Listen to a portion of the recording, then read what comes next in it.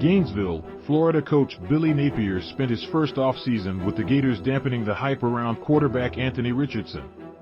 12 Florida's 26-16 loss to No. 20 Kentucky on Saturday night showed us why. Richardson completed 40% of his passes and threw a pair of devastating interceptions in an ugly defeat, Florida's third in its last 5 meetings against the Wildcats, 2-0, 1-0 SEC. "I feel like it's completely on me," Richardson said. The transcendent athleticism that let Richardson burst onto the national scene in last week's upset of Utah was non-existent. A week after rushing for 106 yards, 3 touchdowns, and some of the most exciting plays Ben Hill Griffin Stadium has seen since Tim Tebow, Richardson carried the ball 6 times for 4 yards. Though Richardson took a low hit early, he said he was fine physically. Instead, his reduced workload came down to 2 factors: a sound Kentucky defense that tried to limit Richardson's abilities and a concerted effort by Richardson to air the ball out. "I'm a quarterback," Richardson said, "so I told myself I was going to try to pass the ball more. It didn't work. 14 of 35 for 143 yards. The issues started immediately when Richardson overthrew a pair of receivers on the first drive. My confidence got shot," Richardson said. Things snowballed, culminating in a pair of disastrous picks. The first came at the end of the first half, when UF, 1-1, 0-1, faced third down inside its 30. Richardson moved right on a bootleg, but didn't get deep enough. Rather than throw it over 6'5" Kentucky linebacker Jordan Wright, he tried to sidearm it past him. Wright intercepted it and returned it inside the 10 to set up a Kentucky touchdown.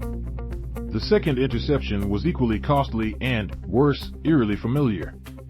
Late in the third quarter, Richardson threw right to Na'Quan Wright, a running back flexed out at receiver. Except Wright wasn't in the area, cornerback Keidron Smith was. Smith returned it 65 yards for the go-ahead touchdown.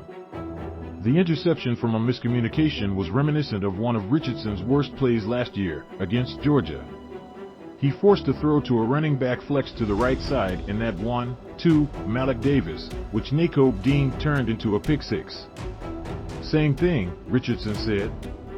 That's the concerning thing about Richardson's performance. The issues on display in front of a sold-out crowd of 89,993 weren't new. When he missed passes last year and last week, he usually missed them high, or put too much zip on them. Interceptions were a recurring issue, especially under pressure.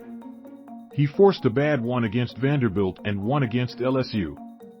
Napier pointed out after the Utah game that Richardson probably should have had another, 2, had a defender not dropped the bad throw that Richardson sailed.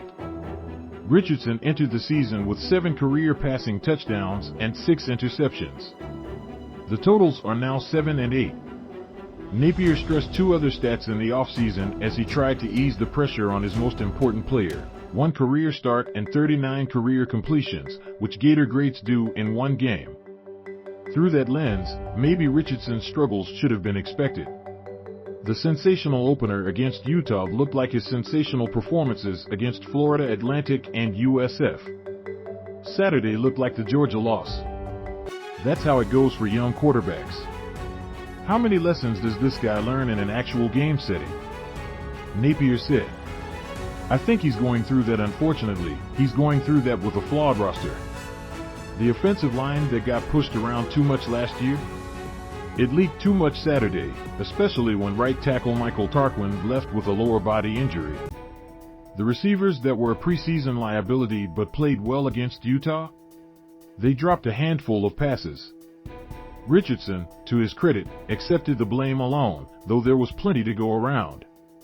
That, at least, is one sign of growth on a night where the Gators' shining star crashed back to earth.